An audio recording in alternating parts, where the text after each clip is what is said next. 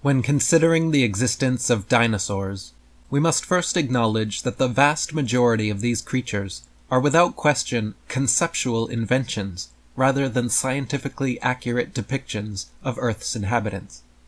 These highly skeptical representations are prevalent not only in the captivating illustrations found in textbooks, but also in what can be best described as imaginative artwork in museum exhibits. These artfully crafted depictions of prehistoric life forms primarily serve to promote the evolutionary agenda and reinforce the notion of a history extending back millions of years. Defined by modern science, paleontology is the study of ancient life through the examination of fossils. This field seeks to reconstruct the history, evolution, and environments of extinct organisms by analyzing their remains and traces. As an interdisciplinary field, paleontology combines elements of biology, geology, and chemistry, utilizing techniques such as excavation, laboratory analysis, and comparative anatomy to explore past life and ecosystems. Sir Richard Owen was a prominent British biologist, paleontologist, and comparative anatomist who lived from 1804 to 1892. He is best known for his contributions to paleontology, including coining the term dinosaur, meaning terrible lizard, in 1842 to describe a distinct group of prehistoric reptiles. The initial claim of a dinosaur discovery was made by William Buckland in the early 19th century near Oxford, England.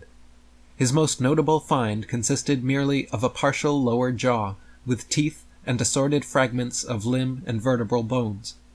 Despite the lack of anything approaching a complete skeleton, these sparse and highly incomplete remains were deemed sufficient by Buckland to speculate about the existence of a previously unrecognized giant reptilian creature. He quickly described this creature as Megalosaurus in 1824, marking one of the first purported identifications of what would later be classified as a dinosaur. It is crucial to recognize the extreme scarcity of skeletal remains at the onset of the dinosaur fossil discovery era, and the extent of far-reaching conjecture involved in reconstructing these creatures from mere fragments into fully illustrated life forms. This entire narrative, from the outset, was quite clearly built on highly speculative and conjectural imagination. Despite the extreme scarcity of fossil finds, the era of dinosaur discovery experienced rapid expansion, with newly described species quickly added to the growing body of known species. However, we must approach with skepticism the immediate assertion that these fossil remains are millions of years old. We have to consider that many of these discovered specimens might actually belong to a far more recent era, or might not represent new species at all, given the highly limited fossil evidence supporting such claims. Many of us commonly assume that the detailed depictions and illustrations of dinosaurs that we see in academic books and museum exhibits are based on the discovery of complete skeletal fossil remains, allowing for an accurate depiction in their structure and anatomy. In reality, the opposite is true. These depictions rely on highly incomplete fossil remains, fueling the inherent skepticism that continues to surround the dinosaur narrative from the start. The lack of substantial academic documentation only further fuels skepticism about these alleged findings. Initially, a flurry of discoveries occurred within a short span, and the eagerness to construct these creatures through vivid illustrations not only raises questions, but also strongly suggests an underlying agenda. Consider a scenario in which numerous large crocodiles and their remnants, still found today in Oxfordshire, England, display physical characteristics remarkably similar to those attributed to Megalosaurus and various other supposed dinosaurs, aligning closely with the depiction of giant lizards. We must recognize that fossil remains are typically discovered in a disarticulated state, often highly incomplete and fragmented, resembling merely a few scattered pieces of an extensive puzzle. Could these findings actually represent an extinct genus within the crocodile family, rather than entirely new and distinct species? Further investigation raises a compelling question. Could disarticulated crocodile bones be rearranged into a skeletal structure in any chosen posture, mimicking what is currently recognized as a dinosaur when positioned strategically? This possibility certainly exists, both historically and in present times. These bones could even be manipulated into a bipedal arrangement, further reinforcing the traditional depiction of dinosaur anatomy and posture for many of those we commonly recognize today. Consider the typical crocodile skull, which in many ways bears a striking resemblance to those of many alleged dinosaur species. Now imagine this skull as fragmented and highly incomplete, providing ample opportunity for constructing any desired interpretation, which is then depicted in detailed illustrations as a complete skull. We can further acknowledge that different reconstructors inevitably yield different results, clearly illustrating that these attempted reconstructions should not be regarded as accurate to begin with. This highlights that this particular field of paleontology has historically relied heavily on sheer speculation, conjecture, and imagination in its attempt to depict, illustrate, and bring these ancient creatures to life. The existence of dinosaurs was first speculatively hypothesized by a museum head, coincidentally in the mid-19th century during the heyday of evolutionism, before a single dinosaur fossil had ever been found. The mainstream press and media worldwide got to work hyping stories of these supposed long-lost animals, and then, lo and behold, 12 years later in 1854, Ferdinand Vanderveer Hayden, during his exploration of the upper Missouri River, found proof of Owen's theory. A few unidentified teeth he mailed to leading paleontologist Joseph Leidy, who several years later declared them to be from an ancient extinct trachodon dinosaur, which, ironically, means rough tooth. Firstly, it should be needless to say that it is impossible to reconstruct an entire hypothetical ancient animal based on a few teeth. But even more importantly, it is dubious that a myriad of ancient reptile, bird, and reptile-mammal transitional forms necessary for the blossoming theory of evolution would be hypothesized and then conveniently discovered by teams of evolutionists and archaeologists purposely out looking to find such fossils. And it is even more dubious that such fossils have supposedly existed for millions of years, but were never found by or known to any civilization in the history of humanity until evolutionism's renaissance in the mid-19th century. What motivation, other than a pre-existing agenda, could prompt someone to identify a mere handful of fossils as remnants of an ancient extinct species, and then attempt a reconstruction from such scant remains? These fossils were declared millions of years old, assertions made a century before radiometric dating techniques were in development. Instead, they relied on relative dating methods such as stratigraphy and the use of index fossils. These methods, often criticized for their imprecision and susceptibility to circular reasoning, faced inherent challenges in providing accurate dating estimations, further perpetuating the conjectural narrative surrounding dinosaurs. As an example, we will examine the first illustration of the very popular Tyrannosaurus rex, shown here, published shortly after its discovery in 1905. Looking closer clearly demonstrates the significant conjecture prevalent in the early days of dinosaur research. Initially, scientists relied on highly limited evidence, only parts of the skull, a few jaw fragments, several ribs, scattered vertebrae, and assorted bone fragments. Upon its first discovery, the Tyrannosaurus rex fossils accounted for only an estimated 15% of its entire skeleton, which were used to reconstruct and depict its image. From this scant evidence, reconstructing a complete depiction of the animal and then declaring it a new species required a degree of faith and speculation bordering on the farcical. Most notably, the absence of arms and legs among the discovered fossils raises critical questions about the far-reaching assumption that this creature was bipedal. Interestingly, the minimal changes in the depiction of the Tyrannosaurus rex from its original 1905 illustration up to modern day, despite numerous subsequent fossil discoveries, challenge the likelihood that such speculative interpretations could have been so accurate on the first attempt. This scenario underscores the need for caution and critical evaluation in paleontological interpretations, especially when based on such highly incomplete data. Given that the original depictions were based solely on imaginative interpretations of so few fossils discovered, it is surprising how little they have evolved into more accurate representations, despite the continual discovery of alleged new fossils.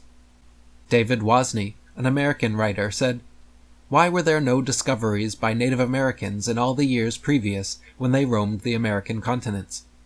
There is no belief in dinosaurs in the Native American religion or tradition. For that matter, why were there no discoveries prior to the 19th century in any part of the world? According to the World Book Encyclopedia, before the 1800s, no one ever knew that dinosaurs ever existed. During the late 1800s and early 1900s, large deposits of dinosaur remains were discovered in western North America, Europe, Asia, and Africa. Dinosaur deposits also lie in Belgium, Mongolia, Tanzania, West Germany, and many other parts of the world. Why has man suddenly made all these discoveries? The land areas of Belgium, Mongolia, Tanzania, Western Germany, and the Americas as well were inhabited and very well explored for thousands of years, and there were no discoveries until the 19th century. Why? Wayne Grady, the American journalist, wrote, "The period following this, from around 1870 to 1880, became a period in North America where some of the most underhanded shenanigans in the history of science were conducted. In what was known as the Great Dinosaur Rush, or Bone Wars, Edward Drinker Cope of the Academy of Natural Sciences and Othniel Marsh of the Peabody Museum of Natural History began a lifelong rivalry and passion for dinosaur hunting. They started out as friends, but became bitter enemies during a legendary feud involving double-crossing, slander, bribery, theft, spying, and destruction of bones by both parties. Marsh is said to have discovered over 500 different ancient species, including 80 dinosaurs, while Cope discovered 56. Out of the 136 dinosaur species supposedly discovered by the two men, however, only 32 are presently considered valid. The rest have all been proven to be falsifications and fabrications. None of them once claimed to find a complete skeleton either, so all their work involved reconstructions. In fact, to this day, no complete skeleton has ever been found, and so all dinosaurs are reconstructions. Discoveries and excavations most typically seem not to be made by disinterested people, such as farmers, ranchers, hikers, outdoor recreationalists, building construction industry basement excavators, pipeline trench diggers, and mining industry personnel, but rather by people with vested interests, such as paleontologists, scientists, university professors, and museum organization personnel, who were intentionally looking for dinosaur bones, or who have studied dinosaurs previously. Do dinosaur professionals with vested interests have some kind of well-kept secret about knowing where to search that dinosaur amateurs without vested interests are unable to figure out? The finds are often made during special dinosaur bone hunting trips and expeditions by these people to faraway regions already inhabited and explored. This seems highly implausible. More believable is the case of the discovery of the first original Dead Sea Scrolls in 1947, which were unintentionally discovered by a child, and which were all published by 1955. In some cases of discoveries of dinosaur bones by people who do not work in a job related to dinosaurs, it was suggested to them by some dinosaur professional to go look or dig in a certain area. Also very interesting to note are special areas set aside and designated as dinosaur parks, for which amateur dinosaur hunters are required to first obtain a dinosaur hunting license. The previous quotes provide an insightful glimpse into the early history of dinosaur hunting, and offer a preview of what we can anticipate in the future as new discoveries come to light. While it would be entirely incorrect to deny the existence of extinct species from our past, many of which have been well documented, it is essential to recognize the extremely unreliable and imaginative nature of this particular field of paleontology and its history. A distinct pattern emerges, suggesting that dinosaur discoveries predominantly occur within the realm of vested interests and experts in paleontology. This pattern is in stark contrast to the absence of such discoveries before paleontology was recognized as a scientific discipline, and the complete lack of dinosaur evidence in the historical records of ancient civilizations. Furthermore, even in modern times, the rate of new dinosaur discoveries, whether by vested or non-vested parties, remains notably rare, underscoring even more of this truly intriguing pattern. In a critical observation, it is noteworthy that despite claims of over 1,000 dinosaur species once inhabiting the Earth, a significant majority of these discoveries occurred within a relatively narrow time frame. Intriguingly, this period coincided with, or suspiciously aligned with, the era when the theory of evolution was fast gaining popularity and acceptance.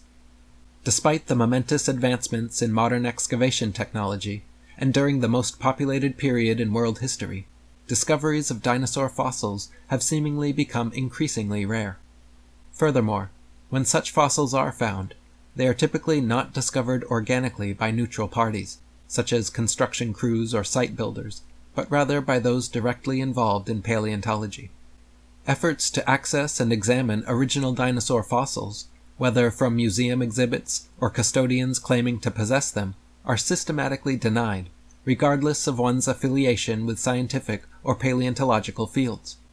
This field of paleontology remains closely guarded, with limited participation resembling more of an exclusive fraternity than an open scientific pursuit.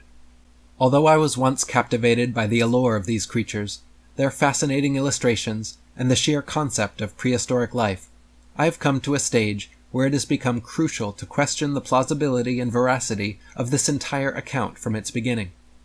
As I searched deeper into its origins and discovered a vast array of discrediting factors, it became clear that many fraudulent cases and highly speculative artistic interpretations have been employed from the outset to advance this naturalistic, evolution-based agenda. The absence of any third-party analysis and scrutiny surrounding dinosaur remains highlights a stark reality where vested interests exert complete control over and shape the entire dinosaur narrative. We must consider the possibility that the narrative surrounding dinosaurs has been an elaborate deception from the start, one that furthers the theory of evolution and the concept of ancient life forms. It becomes evident that there is a restrictive aspect to this field of paleontology, exclusive to experts, where third-party involvement, critique, and scrutiny are not permitted. This firm exclusivity reveals that only a privileged few within the field are credited with these discoveries, pointing to a clear lack of impartial findings from unaffiliated parties. While these experts may claim their expertise directs them to prime locations for such finds, it is important to consider the ratio of paleontologists to the general working-class population in particular areas, where one might certainly expect random dinosaur discoveries. Consider the extensive amount of daily excavation activities undertaken by builders and construction workers worldwide, especially in regions purportedly rich in dinosaur fossils. We find ourselves in the most populated era in world history, equipped with an abundance of massive earth-moving equipment that surpasses anything seen in prior history. Basic calculations reveal a notably skewed ratio, conservatively estimated at 1 in 10 million, between the number of paleontologists and everyday workers who might incidentally discover dinosaur remains. Is it statistically feasible for nearly all discoveries to be made exclusively by this very small group of professionals? This stark contrast highlights that fossil discoveries are almost always credited to paleontologists, who not only unearth these relics, but also assign their allegedly ancient ages. As well, it is these experts who classify the remains as dinosaurs or as new species, almost always relying on highly scant evidence, fueling continual doubts regarding the sufficiency of data underpinning such categorical identifications. While it is true that past species have become extinct and their remains have been uncovered, we must acknowledge that the initial history of dinosaur discovery in particular was entirely conjectural, concerning the alleged ancient age and the attempted reconstructions of unearthed fossils. It is also important to consider that no photographs of fossils or remains from this initial period of rapid discovery are available. We only have artistic interpretations, despite the availability of photography at the time. All illustrations and representations of these creatures were entirely speculative, given that less than 15% of an alleged dinosaur's remains were typically discovered. Given these considerations, when reflecting on the formative years of the dinosaur discovery era, it becomes imperative to thoroughly scrutinize the credibility of the overall account.